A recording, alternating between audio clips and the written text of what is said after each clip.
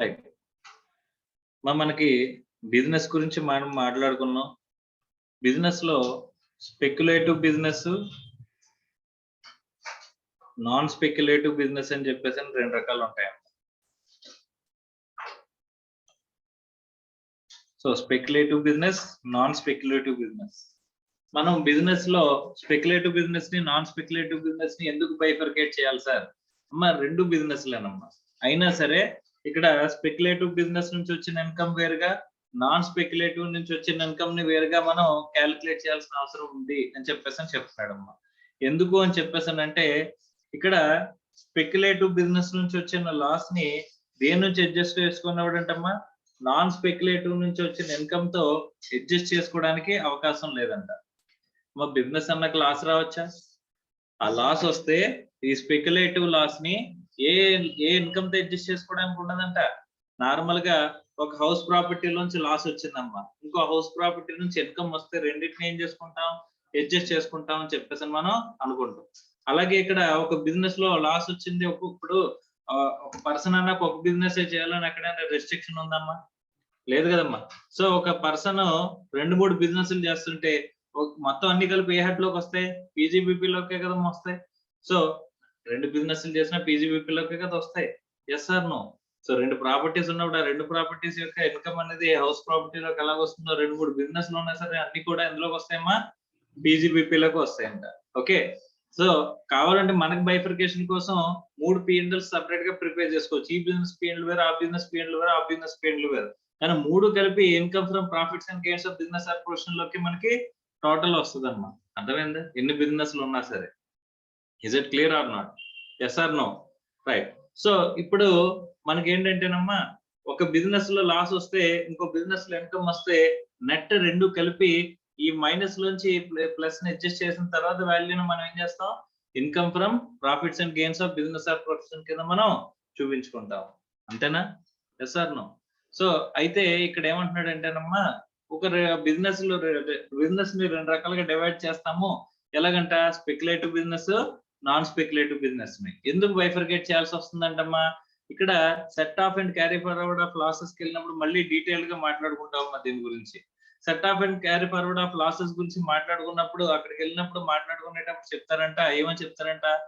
Speculative loss ని non speculative business నుంచి వచ్చిన ఇన్కమ్ తో, స్పెక్యులేటివ్ బిజినెస్ వల్ల మీరు స్పెక్యులేటివ్ బిజినెస్ చేస్తున్నారు, నాన్ స్పెక్యులేటివ్ బిజినెస్ చేస్తున్నారు. కానీ స్పెక్యులేటివ్ బిజినెస్ నుంచి వచ్చిన లాస్ ని నాన్ స్పెక్యులేటివ్ ఇన్కమ్ తో అడ్జస్ట్ చేసుకోగలరా అని చెప్పేసానంటే ఏమంటున్నాడమ్మా? You cannot adjust. ఏం చేసుకోలేరు? అడ్జస్ట్ చేసుకోలేరు అని చెప్పేసి చెప్తున్నాడంట. అలాంటప్పుడు స్పెక్యులేటివ్, నాన్ స్పెక్యులేటివ్ అనేది సెపరేట్ గా మెయింటైన్ చేయాల్సిన అవసరం ఉందా లేదా? Yes or no? అవునా కదమ్మా. సో అలాంటప్పుడు స్పెక్యులేటివ్ అంటే ఏంటో తెలుసుకోవాలి, నాన్ స్పెక్యులేటివ్ అంటే ఏంటో తెలుసుకోవాలమ్మా. ఓకేనా? రైట్. సార్ స్పెక్యులేటివ్ బిజినెస్ అంటే ఏంటి అంటే కనుక వెరీ సింపుల్ అమ్మా.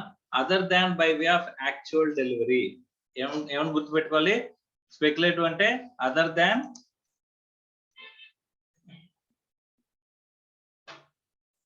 By way of actual delivery.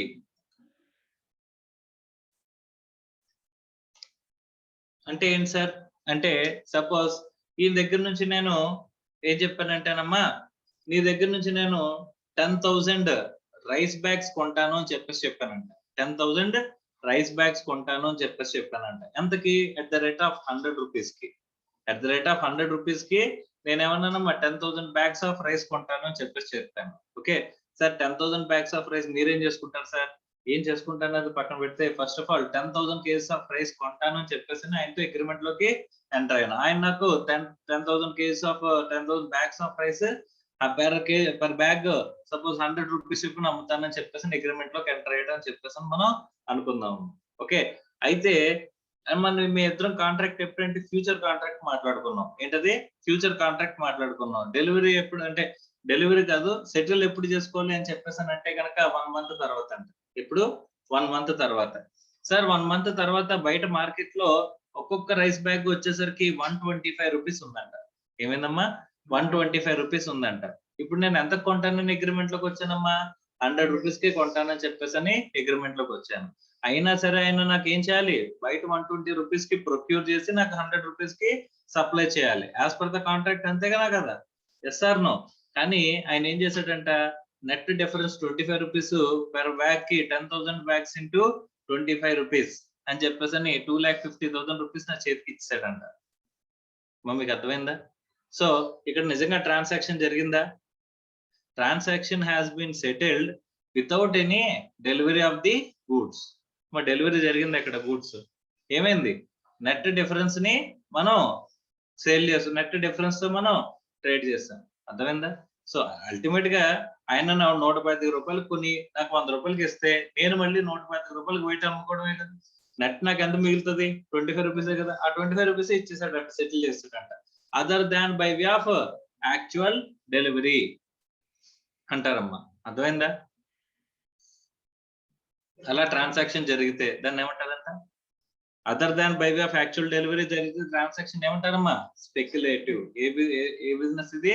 Speculative కింద ట్రీట్ చేస్తారంట. అమ్మా అర్థమైందా? రైట్ సార్, నా దగ్గర ఆయన దగ్గర నిజంగా రైస్ బ్యాగ్స్ 10,000 రైస్ బ్యాగ్స్ ఉండాల్సిన అవసరం ఉంది ఈ కాంట్రాక్ట్ లోని? ఉండాల్సిన అవసరం లేదు. ఎంతకైతే ఆ రోజు సెటిల్మెంట్ డేట్ వచ్చేసరికి, సెటిల్మెంట్ డేట్ రోజున ఎంతైతే ప్రైస్ ఉందో ఆ ప్రైస్ కి మన కాంట్రాక్ట్ లోకి ఎంటర్ అయిన ప్రైస్ కి రెండింటికి డిఫరెన్స్ అనేది పే చేస్తే సరిపోతుంది. మా సెటిల్మెంట్ అలాగే జరుగుతుంది కదా. అలా సెటిల్ జరిగితే కనుక ట్రాన్సాక్షన్ ఏమంటారమ్మా? స్పెక్యులేటివ్ ట్రాన్సాక్షన్ అంటారు. అలా కాకుండా 100 బ్యాగ్స్ ఆఫ్ రైస్ ఉందమ్మా, 100 బ్యాగ్స్ ఆఫ్ రైస్ నేను అమ్ముతానని చెప్పాను.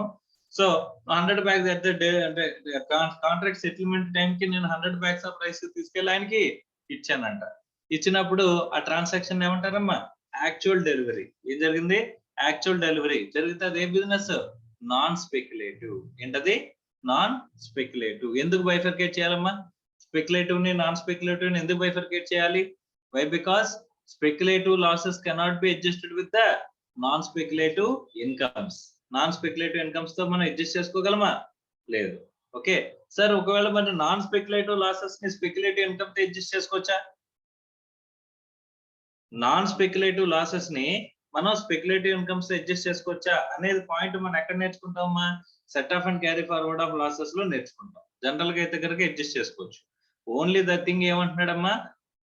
స్పెక్యులేటివ్ లాసెస్ ని నాన్ స్పెక్యులేటివ్ ఇన్కమ్స్ తో మనం అడ్జస్ట్ చేయకూడదు అని చెప్పేసి చెప్తున్నాడు. అర్థమైందా?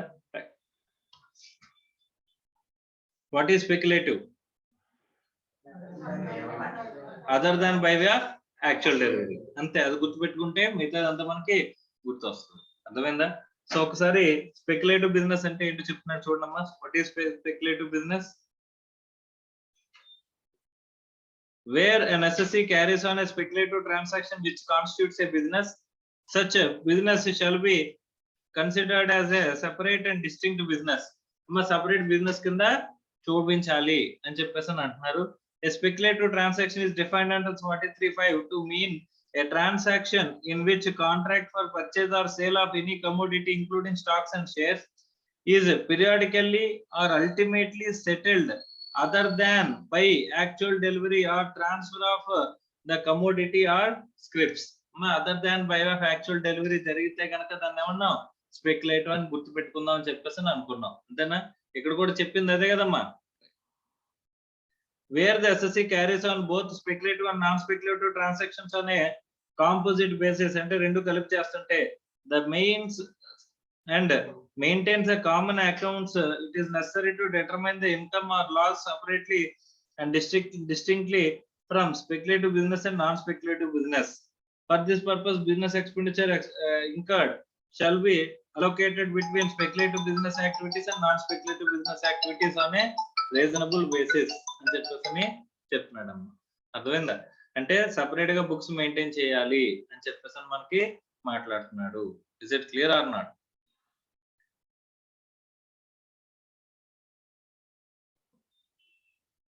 సో కాబట్టి ఇక్కడ ఏమంటున్నాడమ్మా? సపరేట్ గా బుక్స్ ఆఫ్ అకౌంట్స్ అయితే మెయింటైన్ చేయాలి. దేనికి? స్పెక్యులేటివ్ కి నాన్ స్పెక్యులేటివ్ కి. రెండు ట్రాన్సాక్షన్స్ చేస్తున్నారు అని చెప్పేసి అనుకుంటే రెండింటిని సపరేట్ గా చూపించాలని చెప్పేసి అంటున్నారు. ఎందుకో చెప్తున్నట్టు చూడండి. It may be noted that according to section 73, loss from speculative business cannot be set off against the income from regular business or against income under the any other head of income. However, such a loss shall be carried forward and set off against speculative income. It can be carried forward and set off within 4 years అని చెప్పినట్టు ఇది ఎక్కడ మళ్ళీ నేర్చుకుంటాం దీని గురించి detail గా set of and carry forward of losses అని ఒక చాప్టర్ కి వెళ్ళినప్పుడు మనం నేర్చుకుంటాం. ఎందుకు సార్ సెపరేట్ గా స్పెక్యులేటివ్ ని నాన్ స్పెక్యులేటివ్ ని మనం మెయింటైన్ చేయాల్సిన అవసరం ఎందుకు వచ్చిందని చెప్పేసానంటే ఏమంటున్నారమ్మా, స్పెక్యులేటివ్ లాసెస్ ని వేరే హెడ్ ఆఫ్ ఇన్కమ్ తో గానీ స్పెక్యులేటివ్ బిజినెస్ ని నాన్ స్పెక్యులేటివ్ బిజినెస్ ఇన్కమ్ తో గానీ మనం ఏం చేయాలంట అడ్జస్ట్ చేసుకోలేము అని చెప్పేసి అని అంటున్నాడు అమ్మా. Is it clear or not? Yes or no? Right. So కాబట్టి దాన్ని ఏం చేయాలంట, ఒకవేళ నెక్స్ట్ ఇయర్ కి మళ్ళీ స్పెక్యులేటివ్ ఇన్కమ్ వస్తే లాస్ట్ ఇయర్ ఉన్న స్పెక్యులేటివ్ లాస్ ని ఇయర్ స్పెక్యులేటివ్ ఇన్కమ్ తో అడ్జస్ట్ చేసుకోవచ్చు అంట. అర్థమైందా? అలా ఎన్నాళ్ళు అడ్జస్ట్ చేసుకోవచ్చు? 4 years అడ్జస్ట్ చేసుకోవచ్చు. తర్వాత ఏమైపోద్ది, ఆ లాస్ ఎక్స్పైర్ అయిపోతుంది అమ్మా. అర్థమైందా? ఇంకా లాస్ ని మళ్ళీ మనం క్లెయిమ్ చేసుకోగలమా? చేసుకోలేము. Is it clear or not? So దానికోసం ఈ ఒక్క పాయింట్ కోసం మాత్రమే రెండింటిని సెపరేట్ గా మెయింటైన్ చేయాల్సిన అవసరం ఉంది. What is speculative other than by way of actual delivery. ఓకేనా? ఎక్సెప్షన్స్ ఏంటమ్మా? ఎక్సెప్షనల్ కేసెస్ అంటే కొన్ని స్పెక్యులేటివ్ గా అనిపించినా సరే దాన్ని స్పెక్యులేటివ్ ట్రాన్సాక్షన్ కింద ట్రీట్ చేయకూడదంట. అవి ఏంటి అని చెప్పేసానంటే చూడండి, a contract in respect of raw materials or merchandise entered into a normal course of business to guard against loss due to price fluctuations in respect of contracts for actual delivery అని చెప్పేసి అంటున్నాడు. Right. So ఇక్కడ very very important point అమ్మా. ఇదేంటంటే original గా main transaction ఒకటి ఉంది. Okay. So నేను ఒకళ్ళతో కాంట్రాక్ట్ లోకి ఎంటర్ అయ్యాను. ఏమని, వాళ్ళకి యాక్చువల్ గా రైస్ సప్లై చేస్తానని చెప్పేసి నేను సేల్ చేస్తానని చెప్పేసి ఒకరితో కాంట్రాక్ట్ లోకి ఎంటర్ అయ్యాను. ఎంతకు సేల్ చేస్తాను అన్నాను? 100 rupees కి సేల్ చేస్తానని చెప్పేసి నేను కాంట్రాక్ట్ లోకి ఎంటర్ అయ్యాను. కానీ నాకు తర్వాత తెలిసిన కాంట్రాక్ట్ లోకి ఎంటర్ అయిన తర్వాత 2 months తర్వాత మనకేంటి సెటిల్మెంట్ డేట్. 2 months తర్వాత నేను ఏం చేయాలమ్మా, వాడికి ఆ గూడ్స్ సప్లై చేయాలి. కానీ నాకు అప్పుడే తెలిసిన ఇన్ఫర్మేషన్ ఏంటంటే, అంటే కాంట్రాక్ట్ లోకి ఎంటర్ అయిపోయిన తర్వాత తెలిసిందంటే ఇన్ఫర్మేషన్ ఏమని, మార్కెట్ లో రైస్ ప్రైసెస్ పెరిగిపోతాయి. ఇప్పుడు 100 rupees కి నేను కాంట్రాక్ట్ లోకి ఎంటర్ అయ్యాను కదా, అది 150 rupees కూడా అయిపోతుంది అని తర్వాత తెలిసింది అనుకో మా ఇన్ఫర్మేషన్. అప్పుడు ఏమవుతుంది, నాకు ఖచ్చితంగా లాస్ వస్తుందని తెలుసు కదా, అవునా కదా? నేను ఆ రోజున 2 months తర్వాత నేను 150 rupees కొని వాడికి ఎంత కమ్మాలి అంటే లాస్ ఎంత అవుతుంది? 50 rupees లాస్ అవుతుంది కదా. Yes or no? సో మరి లాస్ తగ్గించుకోవాలంటే యాక్చువల్ డెలివరీ చేయక తప్పదు. ఎందుకంటే కాంట్రాక్చువల్ ఆబ్లిగేషన్. యాక్చువల్ ట్రాన్సాక్షన్ గురించే కదమ్మా మనం చేస్తుంది. మన actual transaction delivery of the goods చేయాల్సిన అవసరం లేదా? ఖచ్చితంగా చేయాలి. అర్థమైందా? అలా చేయాలి అంటే కనుక యాక్చువల్ ట్రాన్సాక్షన్ ఏమో 100 rupees కి జరుగుతుంది. కానీ ఆ రోజున మార్కెట్ ప్రైస్ ఎంతకు పెరిగిపోతుంది? 150కి పెరిగిపోతుందని నాకు రిలయబుల్ సోర్సెస్ ద్వారా ఇన్ఫర్మేషన్ తెలిసింది. కాకపోతే అప్పటికైనా కాంట్రాక్ట్ లోకి ఎంటర్ అయిపోయాను. ఇప్పుడు నేను చేయగలిగింది ఏం లేదు. కానీ ఇప్పుడు నాకు లాస్ అయితే ఖచ్చితం కదా. సో లాస్ ని తగ్గించుకోవాలనుకున్నాను. ఏం చేస్తానమ్మా, ఈ ట్రాన్సాక్షన్ లో లాస్ ని తగ్గించుకోవడం కోసం నేను ఏం చేశానంట, సో వేరే వాడితో కాంట్రాక్ట్ లోకి ఎంటర్ అయ్యానంట. ఎంతకి? 110 rupees కి నేను కొంటాను అని చెప్పేసాను. ఎంతకి? 110 rupees కి నేను కొంటాను అని చెప్పేసాని నేను కాంట్రాక్ట్ లోకి ఎంటర్ అయ్యాను. కానీ ఆ 110 నోట్ దగ్గర నాకు కొనాలని ఇంటెన్షన్ లేదు. Just to prevent losses. నాకు ఒరిజినల్ ట్రాన్సాక్షన్ ఉంది కదమ్మా, అది డెలివరీ ట్రాన్సాక్షనా నాన్ డెలివరీ ట్రాన్సాక్షనా? Original contract delivery transaction. దాంట్లో వచ్చే లాస్ ని తగ్గించుకోవడం కోసం నేను దీనిలోకి ఎంటర్ అయ్యానంట, స్పెక్యులేటివ్ ట్రాన్సాక్షన్ లోకి ఎంటర్ అయ్యానంట. ఇలా స్పెక్యులేటివ్ ట్రాన్సాక్షన్ ఒరిజినల్ ట్రాన్సాక్షన్ లో వచ్చే లాస్ ని మిటిగేట్ చేయడానికి, తగ్గించడానికి ఎంటర్ అయ్యే ట్రాన్సాక్షన్ ఏమంటారంట అమ్మా? హెడ్జింగ్ అంటారమ్మా. ఏమంటారు? Hedging. So hedging transaction is not a speculative transaction అంటారు. అర్థమైందా? అంటే ఫస్ట్ పాయింట్ మీరు ఏమని రాసుకోవాలి? Hedging transaction. Hedging transaction is not a speculative transaction. దేనికోసం ఎంటర్ అవుతారమ్మా? To mitigate the loss. To mitigate the loss దేనికొంట? ఏ లాస్ ని తగ్గించుకోవడానికి? To mitigate the loss which will arise on the original transaction. Original transaction లో loss arise అవుతుంది కదమ్మా, ఆ లాస్ ని మిటిగేట్ చేసుకోవడానికి అర్థమవుతుందా? ఒరిజినల్ ట్రాన్సాక్షన్ లో లాస్ ని మిటిగేట్ చేసుకోవడానికి మనం ఎంటర్ అయిన ఇదేంటమ్మా, మీకు అర్థమవుతుందా? ఒరిజినల్ ట్రాన్సాక్షన్ లో ఏమైంది, లాస్ వచ్చింది, ఆ లాస్ ని వస్తుంది, ఆ లాస్ ని మిటిగేట్ చేసుకోవడానికి మనం ఎంటర్ అయిన ట్రాన్సాక్షన్ ఏమంటాం, హెడ్జింగ్ ట్రాన్సాక్షన్. ఇది కూడా స్పెక్యులేటివే, కానీ ఆ స్పెక్యులేటివ్ నేచర్, బట్ దాని స్పెక్యులేటివ్ అనొచ్చు అక్కడ, అనకూడదు. ఎందుకు? Why? Because it is a hedging transaction. అంటే ఒరిజినల్ ట్రాన్సాక్షన్ లో ఉండే లాస్ ని తగ్గించుకోవడానికి కోసం మాత్రమే ఎంటర్ అయ్యాం. నీకు ఒరిజినల్ ఇంటెన్షన్ అక్కడ డిఫరెన్స్ మీద గెయిన్ అవుదామని ఎన్నో ఉందా, నీకు డిఫరెన్స్ మీద గెయిన్ అవుదామని ఇంటెన్షన్ ఉంటే దాన్ని స్పెక్యులేటివ్ అనాలి.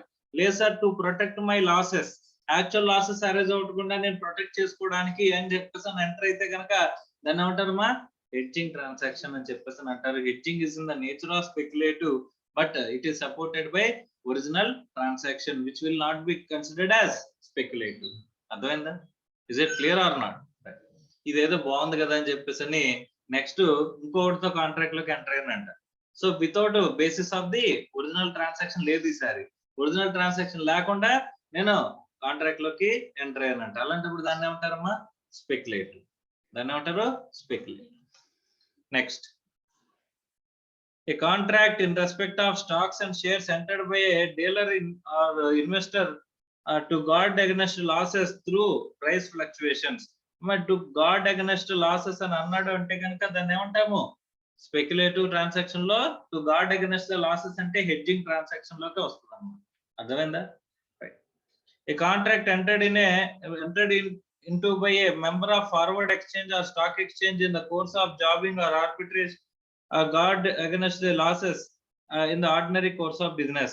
సో ఎవరైతే స్టాక్ ఎక్స్చేంజ్ లో ఉండే వీళ్ళు ఉంటారు, member of forward market or stock exchange, వాళ్ళు ఎంటర్ అవుతారంటే ట్రాన్సాక్షన్, వాళ్ళకి వితౌట్ యాక్చువల్ డెలివరీ, దేనికోసం అమ్మా, to mitigate the losses or to guard against the losses.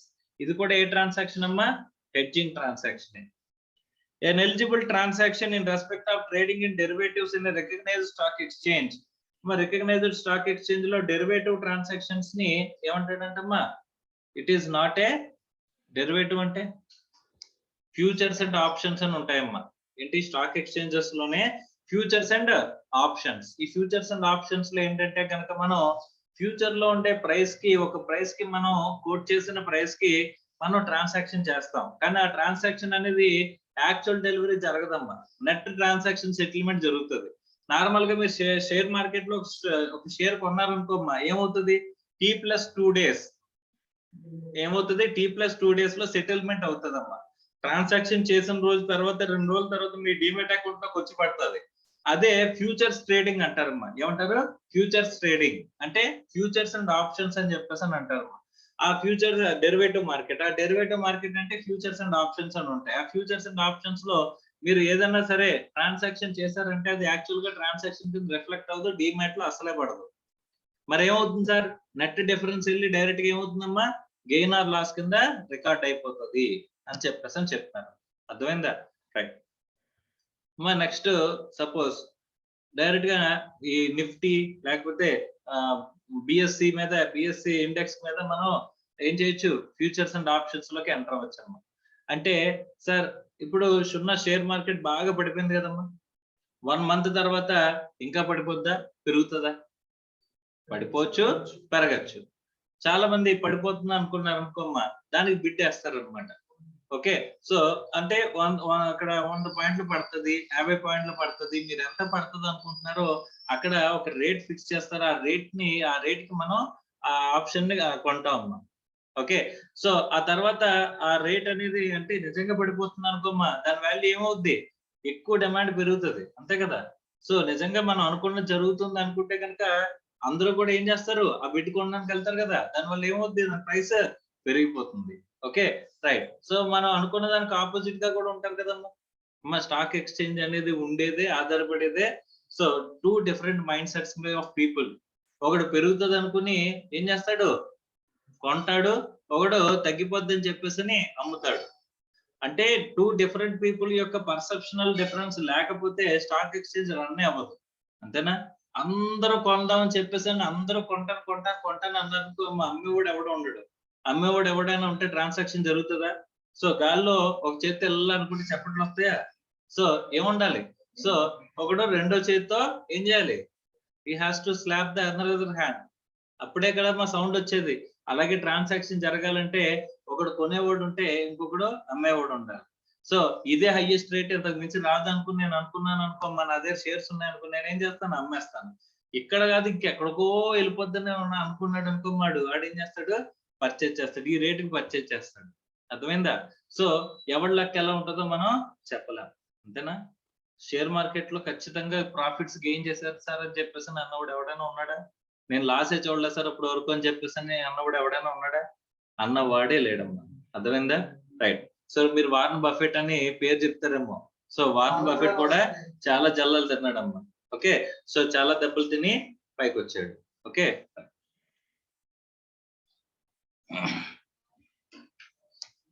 And an eligible transaction in respect of trading in commodity derivatives in a recognized stock exchange which is chargeable to commodities transaction tax అని చెప్పేసి అంటున్నాడమ్మా. Okay. However, if it is in respect of trading of agricultural commodity derivatives, it shall not be treated as a speculative transaction even if the commodity transaction tax is not paid అని చెప్పేసి అంటున్నాడు. CTT, commodities transaction tax.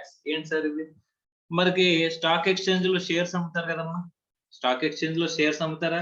అలాగా మనకి commodity exchange ఉందంటే MCX అంటారు, multi commodity exchange. Okay. అక్కడ ఏం అమ్ముతారు సార్? ప్రతిదీ అమ్ముతారమ్మా. సో నేను కరెంట్ కొనుక్కోవచ్చు. కరెంట్ కొనుక్కోవడం సార్. నేను ఏవియేషన్ టర్బైన్ ఫ్యూయల్ కొనుక్కోవచ్చు. అదేం చేసుకుంటారు సార్? నేనేమి చేసుకోను, జస్ట్ ఏం చేస్తాను? ట్రేడ్ చేస్తాను. ఏం చేస్తానమ్మా? ట్రేడ్ చేస్తాను. సో అగ్రికల్చరల్ ప్రొడక్ట్స్ ఒక 10,000 బ్యాగ్స్ ఆఫ్ వీట్ కొంటున్నాను సార్. ఏం చేస్తారు సార్? తింటారా? నేను తిన్నమ్మా. జస్ట్ ఇదేంటిది? Other than by way of actual డెలివరీతో ట్రాన్సాక్షన్ సెటిల్ అయిపోద్ది. అంటే ఇప్పుడు వీట్ ప్రైస్ నాకు పెరుగుతుందని అనిపించింది అనుకోమ్మా. ఓకే. ఇప్పుడు క్రైసిస్ దేనికి ఉంది? కోల్ క్రైసిస్ రన్ అవుతుంది. కరెంట్ ఉంటుందా? కరెంట్ లేదు కదమ్మా. సో ఇండస్ట్రీలకు ఆపేసి మరి మనకి ఇస్తున్నారు. ఓకే. ఇండస్ట్రియల్ ప్రొడక్షన్ పడిపోయినా పర్లేదు, ఎందుకంటే వాళ్ళకి ఓటు హక్కు ఉండదు కదా మిషన్స్ కి. అందుకని చెప్పేసి మనకి జనాలకు ఓటు హక్కు ఉంటది కాబట్టి జనాలకి అక్కడ ఆపేసి మరి ప్రొడక్షన్ ఆపేసి మరి ఇక్కడ ఇస్తున్నారు. ఇండస్ట్రియలిస్ట్ ఎంతమంది ఉంటారు? మరి చాలా తక్కువ మంది ఉంటారు. సో అందుకని వాళ్ళది అక్కడ ఆపేసి ఇక్కడికి ఇచ్చేస్తున్నారమ్మా. Right, very good. ఇండస్ట్రియల్ ఆగిపోతే అది వేరే విషయం. ఇప్పుడు కోల్ క్రైసిస్ ఉంది కాబట్టి కోల్ ప్రైసెస్ అంటే మనకి రిసోర్సెస్ తక్కువ ఉన్నాయి కాబట్టి ఏమవుతుంది? ప్రైస్ పెరుగుతుంది కదా, ఎక్కువ ఉంటది కదా. సో నేను ఇప్పుడు కోల్ కొన్నానంట. ఓకే సార్, నేను ఒక 100 టన్స్ ఆఫ్ కోల్ కొన్నాను సార్. ఏం చేసుకుంటారు సార్? బూడిద వేసుకుంటానమ్మా. సో అవన్నీ అది యాక్చువల్ గా నిజంగా డెలివరీ వస్తుందా? డెలివరీ రాదు. కానీ ఏం చేస్తాను? ఆ ప్రైసెస్ ఇంకా ఇంకా పెరుగుతాయని చెప్పేసి నేను ఈ రోజున ఎక్స్పెక్ట్ చేస్తున్నాను. అందుకోసం చెప్పేసి నేను ఈ రోజున కొంటాను. తర్వాత ప్రైస్ నేను డెలివరీ టైం వస్తుంది కదా, particular part of settlement date వస్తుంది. 1 month 2 weeks, weekly delivery, 50 fortnight delivery అలా ఉంటాయమ్మా. అది సెలెక్ట్ చేసుకున్నామంటే 15 డేస్ తర్వాత సెటిల్మెంట్ డేట్ కి వచ్చినప్పటికి ఆ ప్రైస్ పెరిగింది అనుకోమ్మా, నాకు జాక్ పాట్. ప్రైస్ తగ్గింది అనుకోమ్మా, నాకు ఇది. సో కాబట్టి అలాగా చాలా మంది అంటే ఈ మల్టీ కమోడిటీ ఎక్స్చేంజ్ లో వచ్చేసరికి ప్రత్యేకంగా చాలా మంది పొలాలు, స్థలాలు అన్ని అమ్మేసి డబ్బులు పెట్టారమ్మా. ఓకే. కోట్లలో పోతే మాత్రం గట్టిగా దెబ్బ తినేస్తారనమాట. అంటే వస్తే మాత్రం కోట్లలో వస్తాయమ్మా. సో ఒకసారి 1 కోటి రూపాయలు పెడితే 2-3 కోట్లు వచ్చేస్తుంది. అది చూడగానే మనకి ఎక్కడైనా ఆగుతుందా? ఇంకో 2-3 కోట్లు అప్పు తెచ్చి మరీ పెట్టాలనిపిస్తుంది. ఓకే. సో 1 కోటి 2 కోట్లు అయింది కదా, 2 కోట్లు 4 కోట్లు, 4 కోట్లు కూడా కాదు, 2 కోట్లు 8 కోట్లు అయిపోయినట్టు పడుకుని కళ్ళగా అంటారమ్మా. ఓకే. ఆ 2 కోట్లు ఏమైపోద్ది? జీరో అయిపోయి, జీరో వల్ల మైనస్ కూడా అయిపోయే అవకాశం ఉంటుంది. ఓకేనా? సో అలాగా మనకి ఏమవుతుంది? ఆ కమోడిటీ ఎక్స్చేంజ్ అంటారమ్మా. కమోడిటీ ఎక్స్చేంజ్ లో other than by way of actual delivery జరుగుతుంది. అక్కడ మనం షేర్స్ ట్రాన్సాక్షన్ స్టాక్ ఎక్స్చేంజ్ లో ద్వారా చేస్తే ఏం పే చేస్తాం? STT పే చేస్తాం. అలాగే కమోడిటీస్ ట్రాన్సాక్షన్ ట్యాక్స్ అనేది పే చేస్తారమ్మా. మల్టీ కమోడిటీ ఎక్స్చేంజ్ లో కమోడిటీస్ ట్రాన్సాక్షన్ ట్యాక్స్ పే చేయాలంట. అదే అగ్రికల్చరల్ ప్రొడక్ట్స్ కి అయితే కనుక కమోడిటీస్ ట్రాన్సాక్షన్ ట్యాక్స్ పే చేయకపోయినా సరే, సార్ అవి కూడా ట్రేడింగ్ జరుగుతాయా? ఎస్, అవి కూడా ట్రేడింగ్ జరుగుతాయి అంట. సో అవి కూడా ట్రేడింగ్ జరిగితే మనకి అక్కడ CTT పే చేయకపోయినా సరే మనకి ఏమవుతుందంట?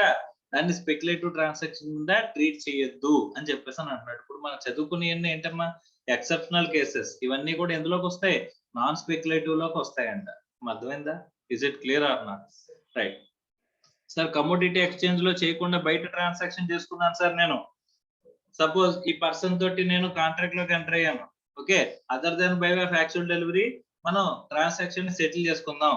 ఓకే, సో పెట్రోల్ రేటు ఇప్పుడు ఎంత ఉందమ్మా, 121.75 122 ఉంది మొత్తానికి. ఒకే బొంగులో ఒక రేట్ ఉంది అనుకోండి ఆబ్వియస్ గా. రైట్, అయితే నేను ఏమన్నానంటే సో నెక్స్ట్ మంత్ 30th కల్లా, అంటే ఇప్పుడు మే కదా, జూన్ 30th కల్లా ఆ పెట్రోల్ ప్రైస్ 130 రూపీస్ అయిపోద్దని నేను అన్నాను. ఓకే, అని నేనేం చేశానంటే ఇప్పుడు 130 అప్పటికి అయిపోతుంది, ఇప్పుడేమో 122 లో ఉంది. అందుకని చెప్పేసి ఇప్పుడు మార్కెట్ లో రేట్ ఎంత ఉంది అంటే నెక్స్ట్ మంత్ సెటిల్ అయ్యే ట్రాన్సాక్షన్ రేట్ వచ్చేసరికి 120 ఉందంటమ్మా. ఓకే, సో నేను ఇమీడియట్ గా నేను ఏం చేస్తాను, పెరుగుతుంది అనుకుంటున్నాను కదా నేను, అందుకని నేను ఇప్పుడు కొనేసానంట. ఓకే, సో నరేంద్ర మోడీ మీద ఆయనకి చాలా నమ్మకం ఎక్కువ. ఓకే, అందుకని చెప్పేసి ప్రైస్ పడిపోద్ది, అసలు మొత్తం ఎక్సైజ్ అంతా ఎత్తేస్తారు, మా ఈ పర్సన్ కూడా స్టేట్ పర్సన్ కూడా ఏం చేస్తాడు, మొత్తం ఎత్తి పడేస్తాడు మొత్తం అంతా అని చెప్పేసి ప్రైస్ పడిపోద్ది అని చెప్పేసి ఉద్దేశంలో ఆయన ఏం చేశాడంటే 120కి అమ్మేశాడంట. ఓకే, ఎప్పుడు transaction settlement date next month, కానీ యాక్చువల్ గా రోజు వచ్చేసింది, వచ్చిన రోజుకి 150 అయిపోయిందంట ప్రైస్. ఓకే, సో ఏమైంది, ఏం చేయాలి, నేను ఏం చేశానమ్మా 120కి పర్చేజ్ చేశాను, మార్కెట్ లో ప్రైస్ ఎంత ఉంది 150 ఉంది. సో ఆయన 30 రూపీస్ ఏం చేయాలి, నాకు డిఫరెన్స్ వాల్యూ పే చేయాలి కదా, సో డిఫరెన్స్ వాల్యూ పే చేయాలంట అగెనెస్ట్ డెలివరీ లేకుండా. ఇలాంటి ట్రాన్సాక్షన్ ఎక్స్చేంజ్ ద్వారా చేశానా, అవుట్ ఆఫ్ ఎక్స్చేంజ్ చేశానా, అవుట్ ఆఫ్ ఎక్స్చేంజ్ చేశాను. పోనీ దేనికన్నా లాసెస్ ని గార్డ్ చేసుకోవడానికి చేశానా, లేదా లాసెస్ ని గార్డ్ చేసుకోవడానికి కాదు, హెడ్జింగ్ ట్రాన్సాక్షన్ గురించి, హెడ్జింగ్ ట్రాన్సాక్షన్ కాదు. ఓకే, యాక్చువల్ డెలివరీ ట్రాన్సాక్షన్ లో లాస్ ని కప్పిపుచ్చుకోవడానికి ట్రాన్సాక్షన్ చేశానా, లేదు. కాబట్టి అది ఏమవుతుంది, స్పెక్యులేటివ్ ట్రాన్సాక్షన్ అవుతుంది. Is it clear or not? అర్థమైందా? రైట్, ఎందుకు సార్ ఇలా సెపరేట్ గా చూస్తాం, స్పెక్యులేటివ్ లాసెస్ ని దేంతో అడ్జస్ట్ చేసుకోలేమమ్మా, నాన్ స్పెక్యులేటివ్ ఇన్కమ్ తో అడ్జస్ట్ చేసుకోలేము. ఓకే, దానికోసం separate books of accounts maintain చేయాల్సిన అవసరం ఉంది అని చెప్పేసి అని చెప్పారు. ఓకే, నెక్స్ట్ మా చార్జబిలిటీ సెక్షన్ ఎంత చెప్పారమ్మా, 28 అనేది ఏంటి, చార్జబిలిటీ సెక్షన్ కదా. రైట్, నెక్స్ట్ 29 ఏం చెప్తుందంటమ్మా, computation, how to compute income from, computation ఎలాగా అని చెప్తున్నారంట. కంప్యూటేషన్ ఆఫ్ ఇన్కమ్ గురించి, ఇన్కమ్ ఫ్రమ్ పీజీబీపీ ఎలా చేయాలని చెప్పేసి అని చెప్తున్నారంట.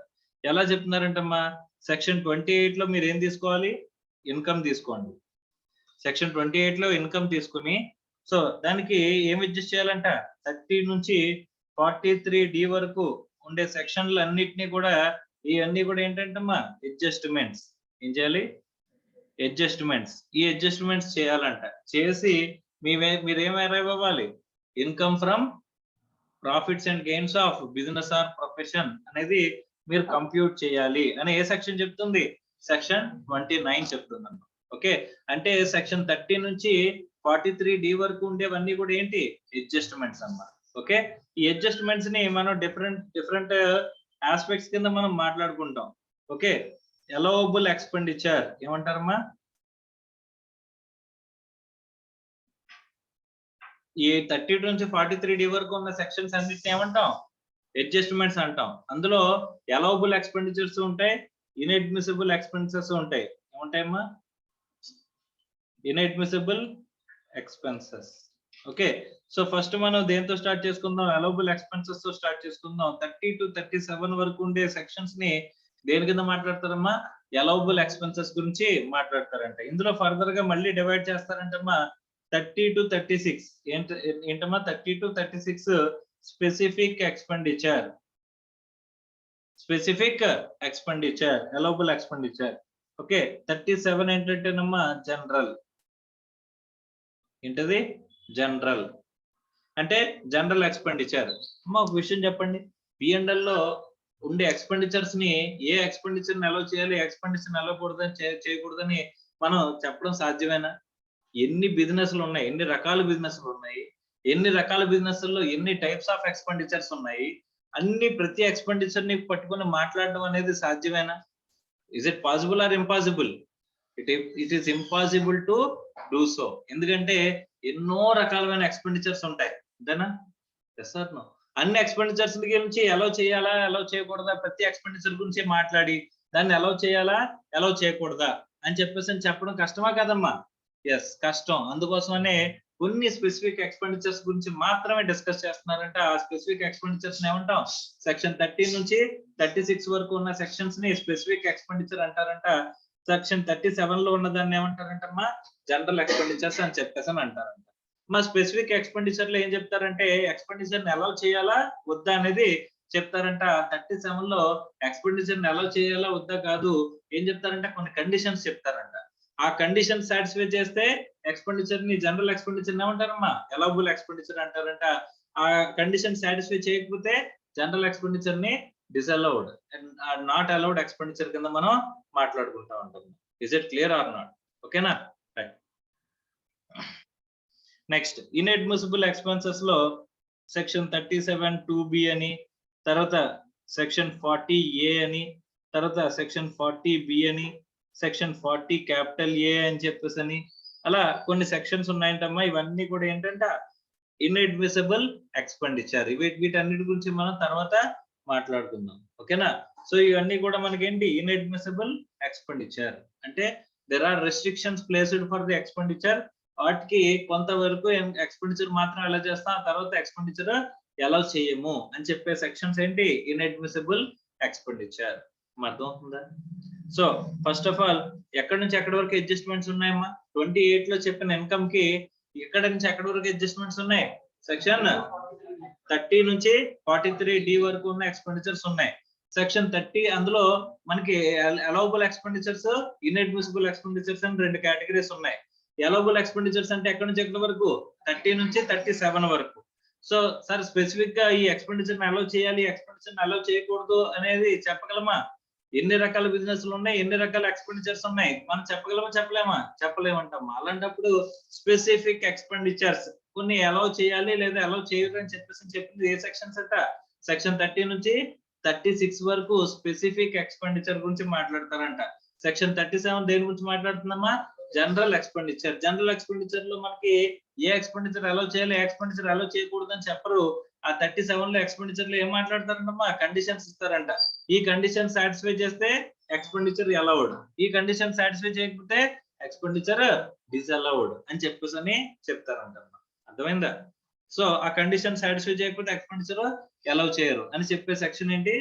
General section, general expenditure. General expenditure section అంతా 37. అవి కాకుండా ఇన్అడ్మిసిబుల్ ఎక్స్పెన్సెస్ అనేవి ఉంటాయంట. ఇన్అడ్మిసిబుల్ ఎక్స్పెన్సెస్ అవి కూడా చూస్తే అప్పుడు మనకి ఇక్కడ ఏమవుతుంది? ప్రాఫిట్ ని ఎరైవ్ అయ్యే అవకాశం అనేది ఉంటుందంట. అర్థమైందమ్మా? Is it clear or not? Right.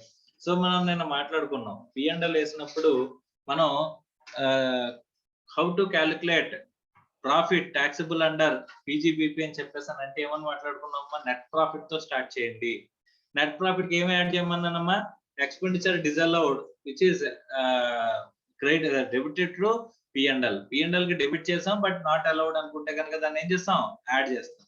అదే ఎక్స్పెండిచర్ అనేది P&L లో వేయలేదు కానీ ఇన్కమ్ ట్యాక్స్ ప్రకారం అలౌడ్ అనుకుంటే కనుక ఏం చేస్తాం? మైనస్ చేస్తాం. ఇన్కమ్ ట్యాక్స్ యాక్ట్ ప్రకారం not taxable under PGBP but it is created to P&L అనుకుంటే ఏం చేస్తాం?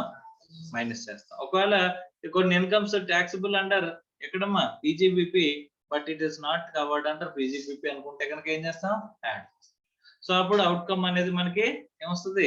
Income from profits and gains of business or profession అనేది వస్తుంది. అర్థమైందమ్మా? Is it clear or not? మా సెక్షన్ 29 ఏం చెప్పింది? Computation of income. సో చూడండమ్మా, the provisions of section 29 makes it clear. Section 29 makes it clear that the income referred to in section 28 shall be computed in accordance with the provisions contained in 30 to 43D. 30 నుంచి 43D వరకు ఉన్న aspects అన్ని కూడా adjustments చేసిన తర్వాత మనకి వచ్చే income ఏమంటాం? Income from profits and gains of business or profession అని చెప్పేసి చెప్తున్నారంట. ఓకే,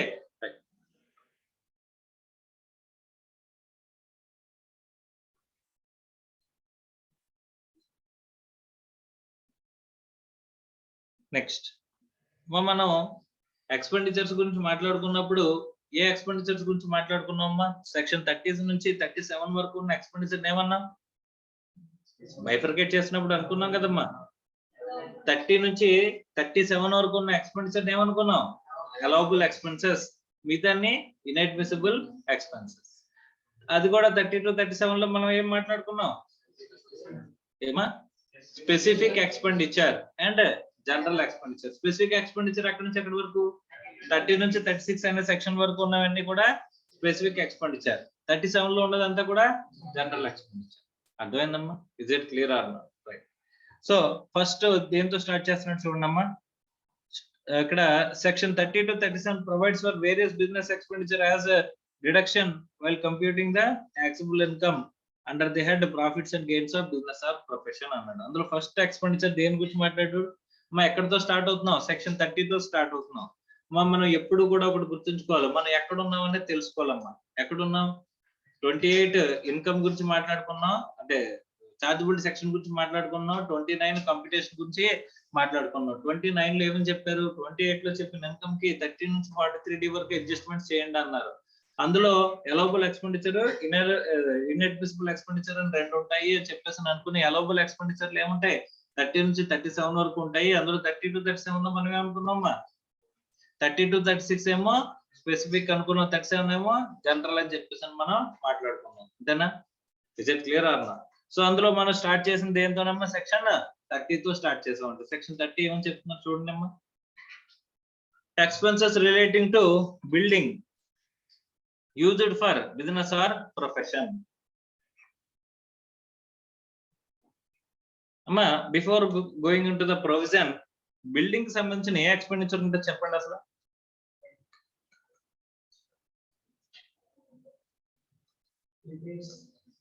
బిల్డింగ్ కి సంబంధించిన రెంట్ ఉంటది, ఇంకా repairs and maintenance, electricity, municipal taxes. Very good. ఇంకా బిల్డింగ్ సంబంధించిన ఎక్స్పెండిచర్స్ అంటే ఇంకేముంటాయి? రెనోవేషన్ అంటే రిపేర్స్ అండ్ మెయింటెనెన్స్ లోకి రాదా? అంతే కదా. సో ఇక్కడ మనకి ఏ ఎక్స్పెండిచర్ అలౌ చేస్తాడు, ఏ ఎక్స్పెండిచర్ అలౌ చేయడం చూసే ముందు మనకంటూ ఒక ఐడియా ఉండాలి కదా. ఏ building expenditure relating to building అని అన్నాడు. బిల్డింగ్ రిలేటెడ్ గా ఎక్స్పెండిచర్స్ ఉంటాయి, రెంట్ ఆర్ లీజ్ పేమెంట్, లేదా రిపేర్స్ అండ్ మెయింటెనెన్స్, ఇంకా మున్సిపల్ ట్యాక్సెస్ పేడ్. ఓకే, ఇవి మనకి జనరల్ గా ఏముంటాయమ్మా?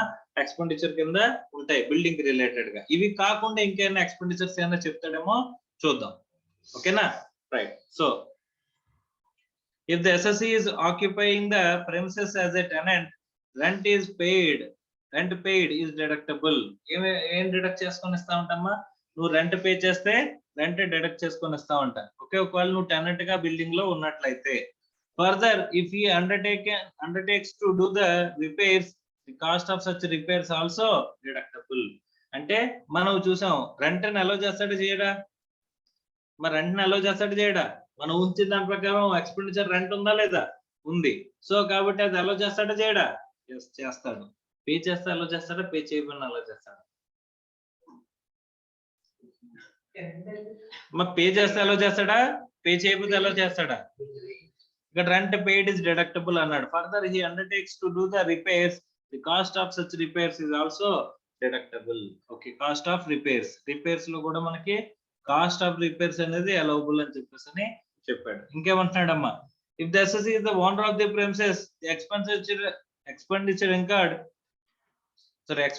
incurred towards a current repairs is deductible అని చెప్పేసి అంటున్నాడు. ఏంటమ్మా? రిపేర్స్ లో కూడా క్యాపిటల్ రిపేర్స్, కరెంట్ రిపేర్స్ ఉంటాయా? మా క్యాపిటల్ ఎక్స్పెండిచర్, రెవెన్యూ ఎక్స్పెండిచర్ ఉంటున్నాం. అందులో ఏది అలౌ చేస్తానంటున్నాడమ్మా? కరెంట్ రిపేర్సా, క్యాపిటల్ రిపేర్సా? కరెంట్ రిపేర్స్ అంటే రెవెన్యూ ఎక్స్పెండిచరా, క్యాపిటల్ ఎక్స్పెండిచరా? So expenditure should be in the nature of revenue. Okay, right. Next, if the SSC is the owner of the premises, the expenses incurred towards the current repairs is deductible అన్నాడు. తర్వాత any land revenue, local rates or municipal taxes are deductible. Any such taxes or cess if claimed are allowable as a deduction only if they are paid on or before the due date of filing of the return of income. అమ్మ municipal taxes ఎవరు levy చేస్తారు అనుకున్నాం? Local government కి ఒక మనకి hard and fast rule ఉంది. ఏంటది? Local government కి ఏం పే చేసినా సరే పే చేస్తేనే అలౌ చేస్తాం, అంతేనా? ఇక్కడ సాలరీస్ లో మనం ఏం చూసాం? ప్రొఫెషనల్ ట్యాక్స్ చూసాం, పే చేస్తాను అలౌ చేస్తాను అన్నారు. హౌస్ ప్రాపర్టీలో ఏం చూసాం అమ్మా? Municipal taxes paid. సో అది కూడా ఏం చేస్తానన్నారు? పే చేస్తాను అలౌ చేస్తాను అంటున్నారు. అలాగే ఇది కూడా బిల్డింగ్ యొక్క మున్సిపల్ ట్యాక్సెస్ కదమ్మా. సో అలా బిల్డింగ్ యొక్క మున్సిపల్ ట్యాక్సెస్ లో కూడా ఏం చేస్తున్నారమ్మా? పే చేస్తేనే అలౌ చేస్తామని చెప్పేసి అని చెప్తున్నారు. Okay, right. So insurance premium in respect of the property is deductible. అంటే ఎక్స్పెండిచర్స్ లో ఇంకొక ఎక్స్పెండిచర్ ఏముంటదమ్మా?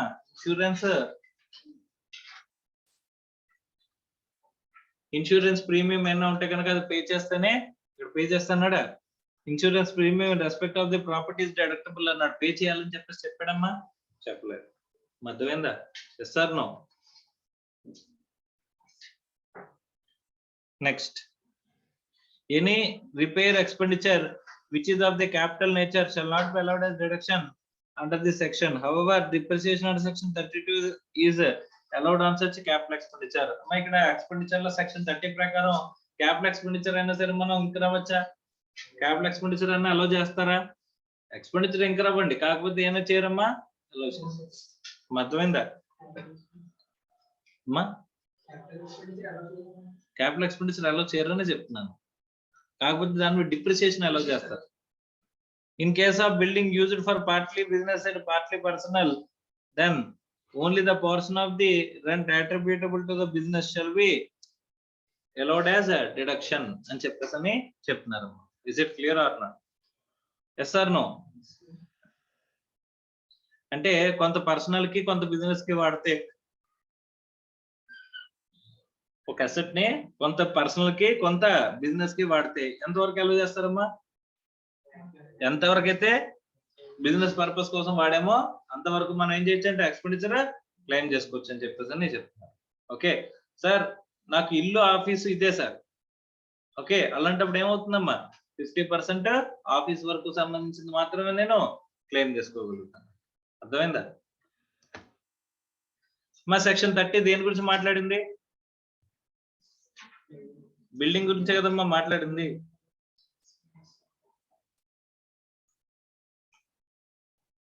మా బిల్డింగ్ గురించే కదా మాట్లాడింది. సెక్షన్ 30 తర్వాత ఏంటి?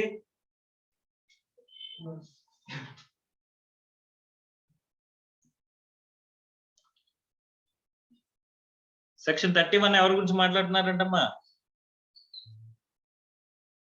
Expenditure relating to machinery, plant and furniture. Machinery, plant, furniture దీని గురించి మాట్లాడుతుంది. ఇక్కడ కూడా ఎక్స్పెండిచర్స్ అంటే ఏముంటాయమ్మా? మా మెషినరీ రెంట్కి తెచ్చుకోవచ్చా? మెషినరీ రెంట్కి తెచ్చుకుంటా తెచ్చుకోమా? అంటే ఏముంటది ఎక్స్పెండిచర్?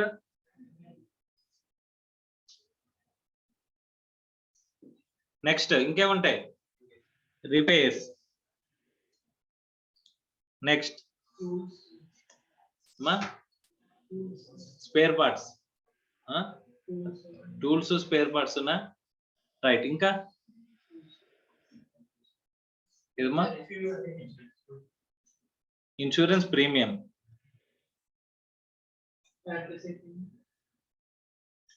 Separate expenditure. ఓకే, మిషనరీకి రిలేటెడ్ గా ఎక్స్పెండిచర్ అంటే రెంట్, రిపేర్స్, ఇన్సూరెన్స్, ప్రీమియం అని అన్నారు. Okay right. The following expenses are spelled out as a deductible in respect of machinery, plant and furniture. ఏమున్నాయంటమ్మా? Current repairs, insurance premium, risk of damage or destruction. Sir ఇక్కడ rent గురించి ఇవ్వలేదేంటి sir? ఏమివ్వలేదమ్మా? Rent of machinery. మిషనరీని రెంట్కి తీసుకోమా? ఎప్పుడను తీసుకుంటాం, తీసుకోమా? మరి రెంట్ గురించి ఏం మాట్లాడలేదేంటి అంటే సెక్షన్ 37 ఏంటి ఎలా ఉంటది అంటేనమ్మా? రెసిడ్యూరీ కేటగిరీ, రెసిడ్యూరీ సెక్షన్ అంటారమ్మా. ఏంటంటే కనుక 32, 36 లో అవేంటి స్పెసిఫిక్ ఎక్స్పెండిచర్ సంబంధించినవి కదా. ఆ స్పెసిఫిక్ ఎక్స్పెండిచర్ లో ఏదన్నా అంటే మీకు స్పెసిఫిక్ గా కనిపించకపోతే 32, 36 లో ఈ ఎక్స్పెండిచర్ అలౌ చేయాలా వద్దా అంటే అలౌ చేయమని కానీ చెప్పలేదు, అలౌ చేయొద్దని కానీ చెప్పలేదు అంటమ్మా. అప్పుడు మనం ఎక్కడికి వెళ్తామంట, సెక్షన్ 37 ఏమంటారు, జనరల్. అర్థమవుతుందా? సెక్షన్ 37 అంటే ఇక్కడ రెంట్ గురించి ఇక్కడ ఏం మాట్లాడలా. ఇక్కడ రెంట్ గురించి మాట్లాడా?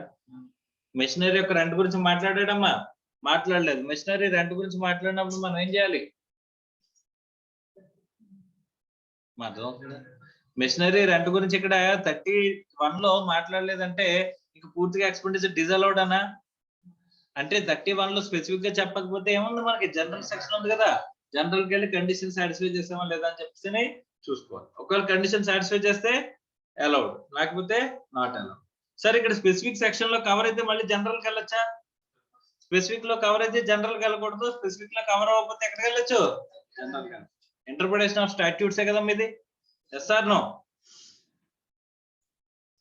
However, repairs expenditure of a capital nature shall not be allowed as a deduction under this section. అంటే capital expenditure తప్ప ఏం allow చేయదు. If the machinery, plant, furniture are taken on hire, the rent payable is covered and by not covered by section 31, but it shall be allowed as deduction under section 37(1). అంటే ఇక్కడ expenditure గురించి, rent గురించి మాట్లాడినప్పుడు ఇక్కడ expenditure లో allow చేస్తామని చెప్పలేదు. ఎక్కడ చెప్తున్నాడమ్మా? 37 లో చెప్తాడు. స్పెసిఫిక్ లో కవర్ అవ్వకపోతే ఏం చెక్ చేసుకోవచ్చు? జనరల్ లో కవర్ చేసుకోవచ్చు. అర్థమైందా? Is it clear or not? Next,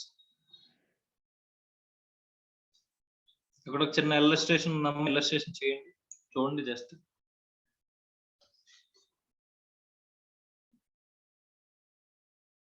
మనకు మొత్తం ఎన్ని సెక్షన్స్ ఉన్నాయమ్మా ఎక్స్పెండిచర్ గురించి? అలౌబుల్ అంటే అడ్జస్ట్మెంట్ 32-43D. అందులో అలౌబిలిటీ గురించి ఫస్ట్ మాట్లాడుకుంటున్నాం, తర్వాత ఇన్అడ్మిసిబుల్ గురించి మాట్లాడుకున్నాం. అలౌబిలిటీ ఎక్కడి నుంచి ఎక్కడి వరకు ఉన్నాయి? 30-37. అందులో స్పెసిఫిక్ ఎన్ని ఉన్నాయి? తర్వాత జనరల్ ఏముంది? స్పెసిఫిక్ లో ఎక్కడైనా కవర్ అవ్వకపోతే, ఒకవేళ స్పెసిఫిక్ లో కవర్ అయితే జనరల్ లో చూడకూడదు. సింపుల్. 32-36 లో కవర్ అయితే ఇక్కడ ఎక్స్పెండిచర్ ఎలా అవ్వలేదు అని చెప్పేసి 37కి వెళ్ళి జనరల్ సెక్షన్స్ అన్ని కండిషన్స్ అన్ని చూస్తామా? ఇక్కడ కవర్ అయ్యి ఎలా చేయను అన్నాడంటే చేయను అన్నట్టే. Okay, no means no. అర్థమైందా? సో 32-36 లో మనకి ఎలా చేయను అన్నాడంటే ఎలా చేయనట్టే, మళ్ళీ 37 తీసుకెళ్ళక్కర్లేదు. సో 32-36 లో కవర్ చేయలేదంటే 37 లోకి తీసుకెళ్ళచ్చు. సపోజ్ ఎగ్జాంపుల్ కి మనకి మెషినరీ రిపేర్స్ గురించి మాట్లాడాడు కానీ మెషినరీ రెంట్ గురించి మాట్లాడా? మెషినరీ రెంట్ గురించి మాట్లాడకపోతే 31 లో కవర్ అయినట్ట? కవర్ అవ్వనట్టు. కవర్ అవ్వకపోతే ఎక్కడ తీసుకెళ్ళచ్చు మనం? 37 లోకి తీసుకెళ్ళచ్చు. ఓకే, పోనీ 30లోని 31 లోని క్యాపిటల్ రిపేర్స్ గురించి చెప్పాడా? రిపేర్స్ లో క్యాపిటల్ రిపేర్స్ గురించి చెప్పలేదా? అక్కడ స్పెసిఫిక్ గా ఎలా చెయ్యను అని అన్నాడు. ఇప్పుడు మళ్ళీ 37 లోకి తీసుకెళ్లి చెక్ చేసుకుంటామా? చెక్ చేయాలి అవసరం లేదా? అవసరం లేదు. అర్థమైందా? సో క్లారిటీ ఆఫ్ మైండ్ తో ఉండండి. ఎక్కడ ఏ స్టేజ్ లో ఉన్నాం మనము అనేది ఎప్పటికప్పుడు తెలుసుకోండి. 29 లో ఏం చెప్పారు? ఏమని చెప్పారు? కంప్యూటేషన్ ఏమని చేయమన్నారు? 28 లో చెప్పిన ఇన్కమ్స్ కి 30 నుంచి 43D వరకు అడ్జస్ట్మెంట్స్ అనేవి చేయమన్నారు. అర్థమైందా? Right. Next, so allowable expenditures లో ఉన్నాం. అలౌబుల్ ఎక్స్పెండిచర్స్ లో 30 అయింది, 31 అయింది. నెక్స్ట్ చూసేది ఏంటమ్మా? 32. సో సెక్షన్ 32 అంటే డిప్రిసియేషన్. డిప్రిసియేషన్ గురించి మనం ఎక్కడో ఎప్పుడో ఎలాగో మాట్లాడుకున్నాం. ఎక్కడ మాట్లాడుకున్నాం? క్యాపిటల్ గెయిన్స్ లోకి వెళ్ళినప్పుడు మాట్లాడుకున్నాం. మనకి ఎన్ని రకాల డిప్రిసియేషన్ మెథడాలజీస్ ఉన్నాయమ్మా?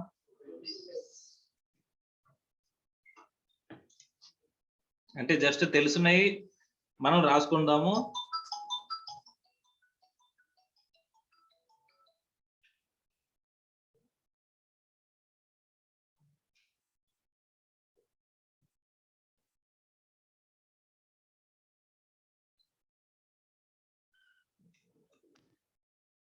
సో డిప్రిసియేషన్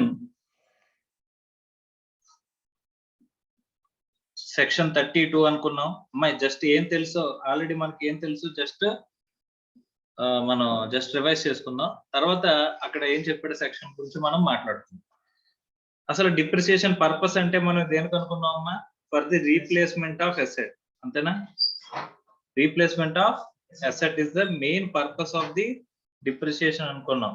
సో రీప్లేస్మెంట్ జరగకపోతే బిజినెస్ కంటిన్యూషన్ అవ్వదు కదా, అందుకోసం అని చెప్పేసి ఇది ఏ నేచర్ అనుకున్నామమ్మా? మ్యాండేటరీ నేచర్ అని చెప్పేసి మనం మాట్లాడుకున్నాం. డిప్రిసియేషన్ అనేది ఎన్ని మెథడ్స్ లో మనకి అలౌ చేస్తామని చెప్పేసి అంటే ఏం చెప్పారమ్మా? WDV method and SLM. SLM అందరికి అప్లికబుల్ అవుతుందా? Power generation or generation and distribution.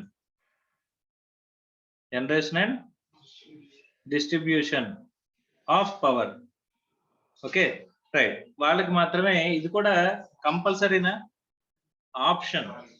First and in the first ఏంటమ్మా? In the first return, income tax return they have to take an option. ఏ option తీసుకోవాలి? ఒకవేళ SLM అనే option తీసుకుంటే ఇక్కడికి వస్తారు, WDV అనే ఆప్షన్ తీసుకుంటే ఇక్కడికి వెళ్ళిపోతారు, అంతేనా?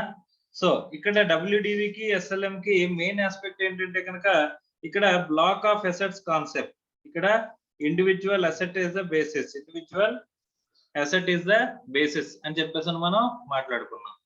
ఇక్కడ మనకి డిప్రిసియేషన్ క్యాలిక్యులేషన్ లో మనం ఏం చేస్తామని చెప్పేసి అన్నామంటే, ఒక బ్లాక్ ఆఫ్ అసెట్ లో, బ్లాక్ ఆఫ్ అసెట్ అంటే ఏమని చెప్పుకున్నామా? First same class of asset with same rate of depreciation. Same class of asset with same rate of depreciation. Okay, తర్వాత ఇక్కడ మనకి ఇక్కడికి కంపారిజన్ చూస్తే మనం అసెట్ ని ఎక్కడ యాడ్ చేస్తామో, ఒక బ్లాక్ లోకి అసెట్ ని ఎప్పుడు యాడ్ చేస్తాం? Same class of asset same rate of depreciation తో పాటుగా పుట్ టు యూస్. ఏం చేయాలమ్మా? Put to use important. ఇక్కడ కూడా put to use important. Okay, so తర్వాత ఇంకేం మాట్లాడుకున్నామమ్మా? డిప్రిసియేషన్ మనం ఎలా ఎడిషన్స్ తీసుకుంటాం సార్ అని చెప్పేసానంటే, less than 180 days, more than 180 days. Less than 180 days ఉంటే ఏమో చేస్తాం? 50% of normal depreciation rate. Okay, so greater than 180 days ఉంటే 100% of normal depreciation rate. So additions లో వచ్చేసరికి ఇక్కడ కూడా సేమ్. ఓకే, సో తర్వాత మనం డిప్రిసియేషన్ కి మెథడాలజీ ఇక్కడ బ్లాక్ ఆఫ్ అసెట్స్ లో ఎలా చేస్తామమ్మా? Opening WDV, add, additions during the year ఎలా బైఫర్కేట్ చేస్తాం అనుకున్నాం? Greater than 180 days, less than 180 days. Okay, తర్వాత ఏమొస్తుందమ్మా? Less money is payable. ఏంటమ్మా? If the asset is sold అంటే అసెట్ కనుక డిలీషన్ ఆఫ్ ది అసెట్ ఏమంటామా? Deletion of the asset. అంతే కనుక డిలీషన్ ఆఫ్ ది అసెట్ లో ఏం తీసుకుంటాం? Money is payable. Money is payable అంటే ఏంటిది? డైరెక్ట్ గా సేల్ వాల్యూనే డైరెక్ట్ గా మైనస్ చేసేస్తాం. తీసేసిన తర్వాత మనకేమొస్తుంది? Closing WDV before depreciation. తర్వాత ఏం మైనస్ చేస్తాం? డిప్రిసియేషన్ మైనస్ చేస్తాం. సార్ ఇక్కడ అమ్మేసిన అసెట్ ఎక్కడితో చూసుకోవాలమ్మా? ఫస్ట్ సార్ ఓపెనింగ్ లో ఇక్కడ మనం నెంబర్ ఆఫ్ అసెట్స్, వాల్యూ అంటే అమౌంట్, రెండు కాలమ్స్ సెపరేట్ గా మెయింటైన్ చేయాలనుకున్నాం. నెంబర్ ఆఫ్ అసెట్స్ కాలమ్ ఇక్కడ క్లోజింగ్ WDV బిఫోర్ డిప్రిసియేషన్ వచ్చేసరికి నెంబర్ ఆఫ్ అసెట్స్ కాలమ్ ఏదైతే ఉంటుందో అది బ్లాక్ అంటే డిప్రిసియేషన్ కావాలంటే కనుక బ్లాక్ ఎగ్జిస్టెన్స్ లో ఉండాలి, బ్లాక్ వాల్యూ ఎగ్జిస్టెన్స్ లో ఉండాలి. క్యాపిటల్ గెయిన్స్ లో రిమైనింగ్ 3 మాట్లాడుకున్నాం. కానీ డిప్రిసియేషన్ వచ్చేసరికి ఒకటే కంపల్సరీ. ఏంటమ్మా? బ్లాక్ ఎగ్జిస్టెన్స్ లో ఉండాలి, బ్లాక్ వాల్యూ అనేది ఎగ్జిస్టెన్స్ లో ఉంటే అప్పుడు మనం ఏం క్యాలిక్యులేట్ చేస్తాం? డిప్రిసియేషన్ క్యాలిక్యులేట్ చేస్తాం అని చెప్పేసి మనం మాట్లాడుకున్నాం. డిప్రిసియేషన్ అనేది ఎలా క్యాలిక్యులేట్ చేస్తాం సార్ అంటే, డిలీషన్ అయిపోయిన అసెట్ ఎక్కడదో చూడాలి. అంటే ఓపెనింగ్ లోదా కొత్తగా యాడ్ అయిందా అని చెప్పేసి. సో ఓపెనింగ్ లో అనుకుంటే డైరెక్ట్ గా వాల్యూ అంతటిని ఎందుకు తీసేయాలమ్మా? ఓపెనింగ్ వాల్యూలో తీసేయాలి. ఇంకా డెఫిసిట్ వస్తే, ఇప్పుడు ఓపెనింగ్ వాల్యూ 10 lakhs ఉంది, మనం అమ్మింది 15 lakhs అనుకుంటే కనుక 5 lakhs డెఫిసిట్ వస్తే దాన్ని దేనిలో మైనస్ చేస్తామమ్మా? ఎడిషన్స్ లో నుంచి మైనస్ చేస్తాం. ఎడిషన్స్ లో కూడా ఫస్ట్ ఏ ఎడిషన్స్ తీయాలి, గ్రేటర్ దాన్ 180 డేస్ ఎడిషన్స్ నుంచి తీయాలమ్మా. ఓకే, సో ఒకసారి ఇక్కడ నేను అమ్మిందే కొత్త సెట్ అనుకుంటే డైరెక్ట్ గా ఎడిషన్స్ నే మైనస్ చేయాలి, ఓపెనింగ్ అడ్జస్ట్ చేయాల్సిన అవసరం లేదు. సో అలాంటి డిప్రిసియేషన్ క్యాలిక్యులేట్ చేసేటప్పుడు ఆ డిలీషన్స్ ని తీసేసిన తర్వాత వాల్యూని మనం ఎక్కడ తీసుకోవాలంటమ్మా. డిప్రిసియేషన్ ఎలా వస్తుంది సార్, ఇంక ఏ అమ్మడాలు లేవనుకోమ్మా, opening plus greater additions greater than 180 days, దీనికేమో 100% రేట్ ఆఫ్ డిప్రిసియేషన్, అంతేనా. అలాగే ఇది less than 180 days, less than 180 days కేమో 50% of the normal rate of depreciation. Depreciation calculate చేస్తాం, డిప్రిసియేషన్ తీసిన తర్వాత ఏమొస్తుందమ్మా, క్లోజింగ్ WDV వస్తుంది. ఈ క్లోజింగ్ WDV ఏమవుద్ది, క్లోజింగ్ WDV ఏమవుద్దమ్మా, ఇది నెక్స్ట్ ఇయర్ కి ఓపెనింగ్ WDV అవుతుందని చెప్పేసి మనం మాట్లాడుకున్నాం, అంతే కదమ్మా. సో ఫార్ మనం నేర్చుకున్నది అంతే కదా. అలాగే non depreciable SLM method of depreciation లో కూడా individual asset is the basis అనుకున్నాం. అక్కడ కూడా additions more than 180 days, less than 180 days అనుకున్నాం. డిప్రిసియేషన్ రేట్స్ ఫిక్స్డ్ గా ఇస్తారు అనుకున్నాం. ఇక్కడ డిప్రిసియేషన్ రేట్ WDV లోని రేట్స్ ఫిక్స్డ్. ఓకే, అలాగే SLM లో కూడా రేట్స్ ఏమవుతాయమ్మా, ఫిక్స్డే కదా, ఫిక్స్డ్ రేట్స్ అనేవి ఉంటాయి అని చెప్పేసి మనం మాట్లాడుకున్నాం. ఓకే, సో ఇండివిజువల్ అసెట్ గురించి మాట్లాడుకున్నప్పుడు అంటే SLM మెథడాలజీ గురించి మాట్లాడుకున్నప్పుడు individual asset is the basis అనుకున్నప్పుడు మనం క్యాపిటల్ గెయిన్స్ లో ఒక కాన్సెప్ట్ మాట్లాడుకున్నాం అమ్మా, గుర్తుందా. మనం ఒరిజినల్ కాస్ట్ ఏమో 100 lakhs, ఒరిజినల్ కాస్ట్ ఎంత 100 lakhs, WDV వాల్యూ 60 lakhs అనుకుంటే మనం అమ్మింది 50 lakhs కనుకోమ్మా, ఏం చేస్తాం అనుకున్నాం, మిగతా 10 lakhs కూడా అంటే మనం 40 lakhs డిప్రిషియేట్ చేసాం, కానీ అసెట్ అంత డిప్రిషియేట్ అయిపోయింది, 50 lakhs డిప్రిషియేట్ అయిపోయింది. అంటే రాంగ్ గా మనం తక్కువ డిప్రిషియేషన్ క్లెయిమ్ చేసాం కదా, ఆ రిమైనింగ్ డిప్రిషియేషన్ ఇప్పుడు క్లెయిమ్ చేయమంటున్నాడు. ఏమంటారు, టెర్మినల్ డిప్రిసియేషన్. ఏమన్నారమ్మా, టెర్మినల్ డిప్రిసియేషన్ అండర్ సెక్షన్ 32 లోనే టెర్మినల్ డిప్రిసియేషన్ కింద మైనస్ చేయమన్నారు, అంతేనా. Yes or no. So original అదే sale original cost 100 lakhs, WDV value 60 lakhs, మనం అమ్మింది 80 lakhs. అంటే ఇంత ముందు డిప్రిసియేషన్ చేస్తాం కదా ఎక్కువ, యాక్చువల్ గా 40 lakhs డిప్రిషియేట్ అవుతుంది అనుకుని 40 lakhs చేసాం, కానీ 20 లక్షలు డిప్రిషియేట్ అయింది. అలాంటప్పుడు రిమైనింగ్ 20 లక్షలు తప్పుగా మనం డిప్రిషియేట్ చేసాం కదా, దాన్ని ఏం చేస్తారు ఇప్పుడు బ్యాలెన్సింగ్ ఛార్జ్ కింద ట్యాక్స్ పే చేయమని చెప్పేసి చెప్పారు, అర్థమైందా. సో అలాగే ఒకవేళ 100 lakhs అసెట్ ఉంది, ఒరిజినల్ కాస్ట్, అది బుక్స్ లో WDV వాల్యూ ఎంత ఉంది 60 lakhs ఉంది, కానీ మనం అమ్మిందంతా 120 lakhs కి అనుకుంటే డిప్రిషియేట్ అవుతుంది అనుకుంటే డిప్రిషియేట్ అయిందంటే అప్పుడు ఏం చేస్తామమ్మా, రాంగ్ గా క్లెయిమ్ చేసిన డిప్రిషియేషన్ ఇప్పుడు బ్యాలెన్సింగ్ ఛార్జ్ అన్నో అంతకంటే ఒరిజినల్ కాస్ట్ కంటే ఎక్కువ ఉన్నదాన్ని క్యాపిటల్ గెయిన్ అని చెప్పేసి మనం మాట్లాడుకున్నాం. ఇదే కదమ్మా సోఫార్ డిప్రిషియేషన్ డిప్రిసిబుల్ అసెట్ గురించి మనం మాట్లాడుకున్నది. ఇంతకు మించి ఏమన్నా మాట్లాడుకున్నామా, లేదు కదమ్మా. Yes or no. సో కాబట్టి ఇప్పుడు మనం ఏం చేయాలంటే ఇక్కడ సెక్షన్ 32 గురించి మాట్లాడేటప్పుడు డిప్రిసియేషన్ లో ఏం చెప్పారు అనే విషయం మనం చూడాల్సిన అవసరం ఉందంటమ్మా. ఓకే, బట్ దాన్ని మనం నెక్స్ట్ క్లాస్ లో చూద్దాం. ఓకేనా, ఇప్పుడు డిప్రిసియేషన్ స్టార్ట్ చేసుకుంటే అవ్వదు. ఓకేనా.